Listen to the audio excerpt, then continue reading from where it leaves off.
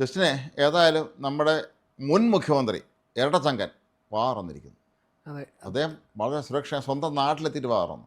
തലസ്ഥാന നഗരിൽ അദ്ദേഹം ഒന്നും മിണ്ടിയില്ല. അദ്ദേഹം പൂർണ്ണ നിശബ്ദതയായിരുന്നു. നിയുക്ത മുഖ്യമന്ത്രിയായി അന്ന് വി ഡി സതീശൻ അവിടെ അദ്ദേഹത്തെ ചെന്ന് കാണുന്ന സമയത്തുമൊക്കെ തന്നെ അദ്ദേഹം ഒന്നും മിണ്ടിയിട്ടില്ല. സതീശൻ പല കാര്യങ്ങളും പറഞ്ഞതെന്നുള്ളതല്ലാതെ സത്യപ്രതിജ്ഞ ചടങ്ങിലെത്തിയപ്പോഴും അദ്ദേഹം ഒന്നും മിണ്ടിയിട്ടില്ല. അദ്ദേഹം നിശബ്ദനായിരുന്നു. കണ്ണൂർ ചെന്നതിന് ശേഷം അദ്ദേഹം ഒരു പ്രഖ്യാപനം നടത്തിയിരിക്കുകയാണ്. നമ്മൾ ഇതൊന്നും കൊണ്ടൊന്നും അങ്ങനെ പിന്മാറാൻ പോകുന്നില്ല എന്നാണ്. ആ പ്രഖ്യാപനം തന്നെ അദ്ദേഹം നടത്തിയത് അതായത് എത്ര ദിവസങ്ങൾക്ക് ശേഷം എന്നതിനേക്കാൾ ഉപരി എം വി ഗോവിന്ദനും പിണറായി വിജയനുമെതിരെ കേരളത്തിലെ സകല കമ്മിറ്റികളിൽ നിന്ന് ഇതുപോലെ ചീത്തവിളിയും ഉള്ള വിമർശനങ്ങൾ മുഴുവൻ കേൾക്കേണ്ടി വന്ന് ഇനി മിണ്ടിയില്ലെങ്കിൽ പറ്റില്ല എന്നുള്ളൊരു അവസ്ഥ വന്ന് സഹി കെട്ടിട്ടാണ് അദ്ദേഹം മിണ്ടിയിരിക്കുന്നത്. ഇയാൾ പറഞ്ഞത് കേട്ടാൽ തോന്നും ഇയാൾ ഇനി ഒരു 500 വർഷം ജീവിച്ചിരിക്കുമെന്ന്. അപ്പോൾ നമ്മളെല്ലാം ശരിയാവും, നമ്മളെല്ലാം തിരിച്ചു വരുമെന്നാണ്. ഇത് നമ്മളെല്ലാം തിരിച്ചു വരും എന്നുള്ളത് ലോകത്ത് തോറ്റു പോകണം ആരും പ്രത്യാശിക്കേണ്ട ഒരു കാര്യം തന്നെയാണ്. പക്ഷേ ഇത് അമ്മാതിരി തോൽവിയായിപ്പോയി. അതിനേക്കാൾ ഉപരി മറ്റു പാർട്ടികളിൽ നിന്നെല്ലാം CPM-ന്റെ ഒരു വലിയൊരു പോരായ്മയായിട്ട് എനിക്ക് തോന്നുന്നത്, തോൽക്കുമ്പോൾ ബാക്കിയുള്ള പാർട്ടികൾ പറയുന്നത് അല്ലെങ്കിൽ നേതാക്കളുടെ പോരായ്മയായിട്ട് അല്ലെങ്കിൽ അവരുടെ കമ്മിറ്റികളുടെ അല്ലെങ്കിൽ അവരുടെ പ്രവർത്തനങ്ങൾ വിലയിരുത്തിക്കൊണ്ടായിരിക്കും അവർ പിന്നീട് ഒരു വിശദീകരണം നൽകുക. പക്ഷേ CPM-നെ സംബന്ധിച്ച് സൈബർ ഇടത്തിലോ അല്ലെങ്കിൽ നേതാക്കളുടെ വായിൽ നിന്ന് വരുന്ന പ്രതികരണം നോക്കിക്കഴിഞ്ഞു കഴിഞ്ഞാൽ തോറ്റു കഴിഞ്ഞു കഴിഞ്ഞാൽ ജനത്തെ തെറി പറയുന്ന ഒരു സ്വഭാവം CPM-ന് മാത്രമേ ഉള്ളൂ. അത് അന്ന് തദ്ദേശ ഭരണ തെരഞ്ഞെടുപ്പിൽ തിരിച്ചടി വന്നപ്പം എം എം മണിയുടെ ഞങ്ങൾക്കെതിരെ വോട്ട് ചെയ്തു. ഇതാണ് പിന്നെ നമുക്ക് കിട്ടിയ സാധനങ്ങളൊക്കെ. അതെ, അതായത് ഇവർക്ക് ആ ഒരു തോൽവി അംഗീകരിക്കാൻ എവിടെ മനസ്സുകൊണ്ട് അവർ തയ്യാറല്ല. 10 വർഷം സുഖിച്ചല്ലേ. സുഖിച്ചിരിക്കുന്ന ഒരാളെ സംബന്ധിച്ചിടത്തോളം ആ സുഖം അറിഞ്ഞു പോയാൽ അധികാരത്തിൻ്റെ സുഖം ഉണ്ടല്ലോ, അതൊന്ന് അറിഞ്ഞു പോയാൽ പിന്നെ അതിന് തലവരിക്കൊണ്ട് പോകാൻ വലിയ ബുദ്ധിമുട്ടാണ്.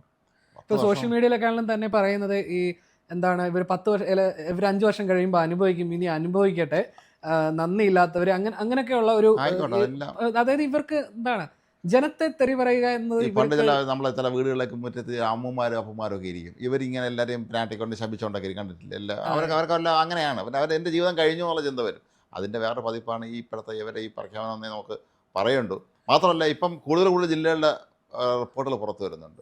അതും വളരെ രൂക്ഷമായ വിമർശനം ഇടുക്കിയിൽ വന്നിട്ടുണ്ടല്ലേ? ഇപ്പം ഇടുക്കിയിൽ വന്നിട്ടുണ്ട്. അതായത് പിണറായിയുടെ ശരീരഭാഷ ആൾക്കാർക്ക് അവമതിപ്പുണ്ടാക്കുന്ന രീതിയിലാണ് ആണല്ലോ സംഭവിച്ചതെന്നാണ് ഉണ്ടായ വിമർശനം. എനിക്ക് തോന്നുന്നു ഈ നടത്തിയിരുന്ന വിമർശനങ്ങളൊക്കെ ഈ തെരഞ്ഞെടുപ്പിന് മുമ്പ് നടത്താൻ ഇവർക്ക് ധൈര്യം കാണിച്ചിരുന്നെങ്കിൽ ഒരു അല്പമെങ്കിലും ഒരു ഭേദപ്പെട്ട നിലയിലെങ്കിലും അവർ നിന്നേനമായിരുന്നല്ലോ. ഒരിക്കലും ഇല്ല. കാരണം ആര് പിണറായിയുടെ മുഖത്തെ കൊണ്ട് പറയും. ഇപ്പോൾ ഇന്നലെ കോട്ടയം ജില്ലാ ജില്ലയിൽ നടത്തിയ വിലയിരുത്തലിൽ ഗംഭീര അഭിപ്രായമാണ്. അവർ പറഞ്ഞത് ഈ വാസവ മന്ത്രി എന്ന് പറഞ്ഞാൽ അദ്ദേഹത്തിന് അവിടെ ഒരു ഫാൻസ് പ്രസിഡന്റ് രൂപീകരിച്ച് അവരെല്ലാം കൂടെയാണ് പാർട്ടിയിൽ അവരെല്ലാം കൂടെ അങ്ങ് വാഴ്ത്തിക്കൊണ്ട് കിടന്നു. ബാറ് മുതലാളിമാരാണ് ഇവരുടെ സ്പോൺസർമാരായിരുന്നത്. എല്ലാം ബാറ് മുതലാളി മാത്രമാണ്. പരമാവധി മുക്കിന് ബാർ അനുവദിച്ചു. അപ്പോൾ നമ്മുടെ നാട്ടിൽ കള്ള ഉൾപ്പെടെയുള്ള കള്ളയത്ത് തൊഴിലാളി പോലും വലിയ ധർമ്മസങ്കടത്തിലായി, വലിയ ഒരു പ്രതിസന്ധിയിലായി. അതൊന്നും നമ്മളെ ഈ മന്ത്രി അറിഞ്ഞായിട്ട് ഭാവിച്ചില്ല. പിന്നെ എല്ലാത്തിനും ഉപരി തിരുവഞ്ചൂരിനെതിരെ മത്സരിച്ച അഡ്വക്കേറ്റ് അനിൽകുമാർ ഈ ചാനൽ ചർച്ചയിൽ നിന്നിരുന്നുകൊണ്ട് വിളിച്ചു പറയുന്ന അബദ്ധങ്ങൾ അത് വലിയ തോതിലുള്ള പരാജയത്തിന് കാരണമായി എന്ന് ഇയാളതിന് മേലാൽ ചാനൽ ചർച്ചയ്ക്ക് അങ്ങോട്ട് പറഞ്ഞയക്കരുതെന്നുമാണ് കോട്ടയം ജില്ലാ കമ്മിറ്റിയിലെ പല അംഗങ്ങളും ആവശ്യപ്പെട്ടത്. അതായത് ഇവരുടെ പല നേതാക്കൾക്കും മതിയായ രീതിയിൽ ജനങ്ങളുമായിട്ട് കമ്മ്യൂണിക്കേറ്റ് ചെയ്യാൻ കഴിയും. ഇങ്ങനെ നിൽക്കണം. കണ്ണൂർ ജില്ലാ സെക്രട്ടറി നിൽക്കുന്നില്ലേ? അതിൽ അവർ മനസ്സിലാക്കേണ്ട ഒരു കാര്യം, ഇത്രയും നാളും നമ്മുടെ കേരളത്തിലുള്ള ഒരു ഓപ്ഷൻ ഒന്നെങ്കിൽ ഇടത് അല്ലെങ്കിൽ വലത്. അതുകൊണ്ട് എന്താണ് ഒരാളെ മടുത്തു കഴിയുമ്പോൾ അടുത്ത ആളെ തിരഞ്ഞെടുക്കുന്നു എന്നുള്ളതായിരുന്നു നിലവിൽ ഇതുവരെ ഉണ്ടായിരുന്ന സാഹചര്യം. പക്ഷെ ഇപ്പൊ കഥ മാറി, BJP വളരുകയാണ്. അപ്പോൾ ഈ CPM തിരിച്ചറിയേണ്ടതില്ലേ? കാരണം ഞങ്ങൾ ഇനിയെങ്കിലും തിരുത്തപ്പെടണമെന്ന് അവർക്ക് സ്വയം ഒരു ബോധ്യം വരേണ്ടത്. BJP-യുടെ വളർച്ച എന്ന് പറയുന്നത് CPM-ന്റെ അന്ത്യത്തിലേക്കായിരിക്കും പോകുന്നത് എന്നുള്ളത് ഉറപ്പാണ്. കാരണം കേരളത്തിലെ ഇപ്പം BJP സംബന്ധിച്ചിടത്തോളം അവർ രാജേന്ദ്ര ശേഖർ വലിയ പ്രൊഫഷണലാണ്. അദ്ദേഹം വളരെ ഭംഗിയായിട്ട് 3 സീറ്റ് ജയിച്ച ചെറിയ കാര്യമല്ല. ഈ കേരളത്തിൽ ഈ BJP വർഷങ്ങളായി ആസ്ഥാന സ്ഥാനാർത്ഥികളായ കുറേ പേരുകൾ ഇവരൊക്കെ മാറ്റി നിർത്തി കുറച്ച് നല്ല ചെറുപ്പക്കാരെ, നല്ല വേറുള്ള ആളെ കൊണ്ടുവന്നു അവർ പടം നയിച്ചാലുണ്ടല്ലോ അത് ഗംഭീരമായിട്ട് BJP-ക്ക് അടുത്തോളം അവർക്ക് മുന്നിലെത്താൻ കഴിയും. അതായത് കോൺഗ്രസും BJP-യും ആ ഒരു പ്രൊഫഷണൽ രീതിയിൽ മാറുന്നുണ്ട്. ഇവരെ സംബന്ധിച്ച് ഇവർ മാറുന്നില്ല എന്നാണ്. അവരിന് മാറാൻ പറ്റില്ലല്ലോ. അവർക്ക് ഈ കളവന്മാരെ വെച്ചുകൊണ്ട് ഇപ്പോഴും കാലഹരണപ്പെട്ട യാതൊരു പ്രത്യയശാസ്ത്രങ്ങളും പറഞ്ഞ് പിന്നെ ജനങ്ങളോട് പോലും തട്ടിക്കയറി അഹങ്കാരവും കാണി ഞങ്ങളെന്തോ ആണെന്ന് തെറ്റിദ്ധരിച്ച് നടക്കില്ല. ജഗതി മറ്റൊരു സിനിമ പോലെ തനിക്കൊരു വിചാരമുണ്ട്, താൻ ഏതോ കോപ്പലെ രാജാവാണ്, താൻ ഒന്നുമല്ല പോകുമെന്ന് പറയില്ലേ. അതാണ് ഇവിടെ സംഭവിച്ചത്. കേരളത്തിൽ ജനങ്ങൾ ഇറങ്ങി പറയാണ് അവരെടുത്ത്. തിരുവനന്തപുരം ജില്ലാ കമ്മിറ്റിയിലെ വിശകലനം കണ്ടില്ലായിരുന്നോ? B ശിവൻകുട്ടി പൊട്ടിത്തെറിച്ചത്. ഈ മുൻ മേയർ ആര്യ ഒരുത്തി കാരണമാണ് ഞാൻ തോറ്റു എന്ന് പറഞ്ഞത്. 5 വോട്ടാണ് 1000 വോട്ട് കിട്ടേണ്ട അവരുടെ വാർഡിൽ എനിക്ക് കിട്ടിയ 5 വോട്ടാണ്. മാത്രമല്ല ഇവരെ വണ്ടി കയറ്റാൻ പാടില്ല എന്ന് സ്വന്തം പാർട്ടി പ്രവർത്തകർ പറഞ്ഞു. തുറന്ന വണ്ടിയിൽ നമുക്ക് കണ്ടിരുന്നല്ലോ. B ശിവൻകുട്ടി തുറന്ന വാഹനത്തിൽ വരുമ്പം ഈ മുൻ മേയറും കൂടെ ഇതിൽ കയറി നിൽക്കുകയാണല്ലോ, ഉള്ള വോട്ടും കൂടെ പോയി.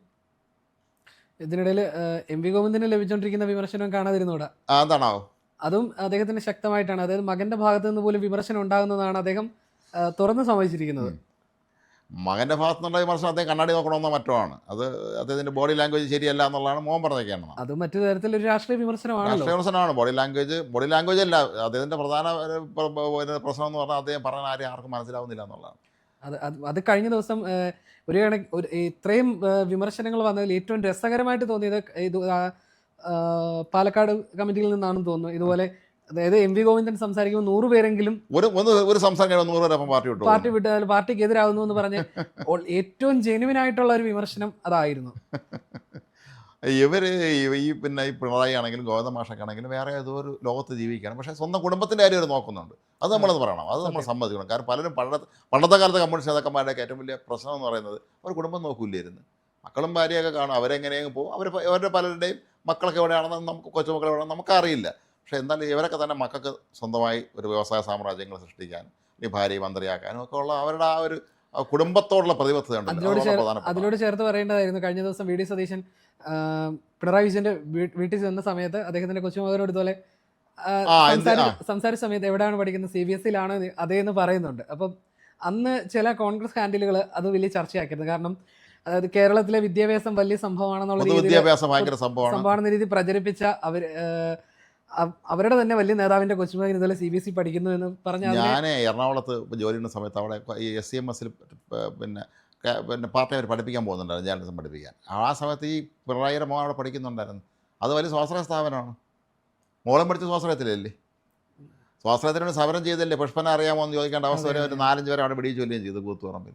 പക്ഷേ ഇത് നേതാക്കന്മാരെ മക്കൾക്കൊന്നും ബാധകമല്ല.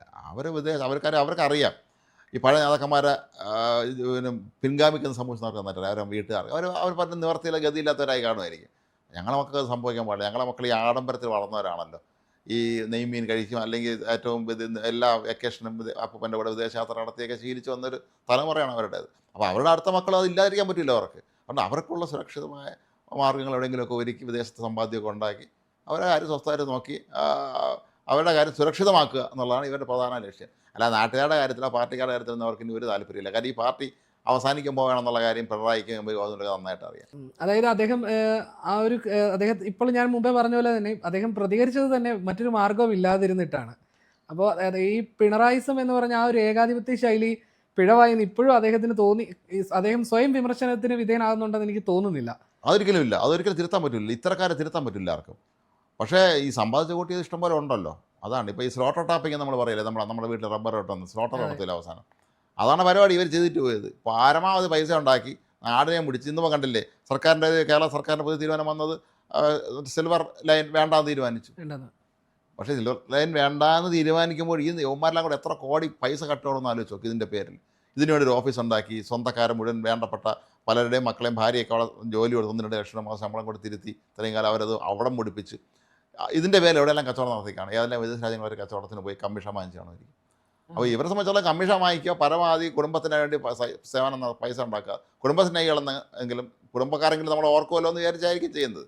ഏതായാലും ഇവരെ കുടുംബസ്നേഹം നാട്ടുകാർ തൽക്കാലം മതി എന്ന് പറഞ്ഞു. കാരണം അത്രയ്ക്കും കുടുംബത്തിന് വേണ്ടി ഉണ്ടായി കഴിഞ്ഞവരല്ല. അതായത് പിണറായി കഴിഞ്ഞ ദിവസം നടത്തിയ പ്രതികരണം നമ്മൾ അവിടെ നിന്നാണ് സംസാരിച്ചു തുടങ്ങി. അപ്പോൾ അദ്ദേഹം മാറില്ല എന്നുള്ള രീതിയിൽ തന്നെയായിരുന്നു അവസാന നിമിഷവും വന്ന ആ ഒരു വിശദീകരണം.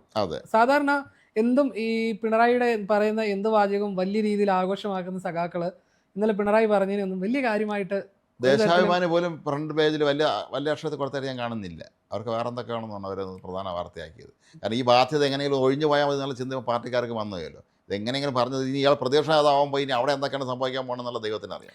പ്രതിപക്ഷ നേതാവായിരുന്നപ്പോൾ പോലും എതിർപ്പ് പ്രകടിപ്പിച്ചവരും നിരവധിയാണ്. അതെ, ഇഷ്ടംപോലെ എല്ലാ ജില്ലാ കമ്മിറ്റികളും എതിർപ്പ് പ്രകടിപ്പിച്ചു. അപ്പം സ്വാഭാവികമായിട്ട് അവർക്കുള്ളിലുള്ള പുറത്ത് പ്രകടിപ്പിക്കുന്നില്ലെങ്കിലും അവരുടെ ഉള്ളിലുള്ള ആ പ്രതിഷേധമായിരിക്കാം.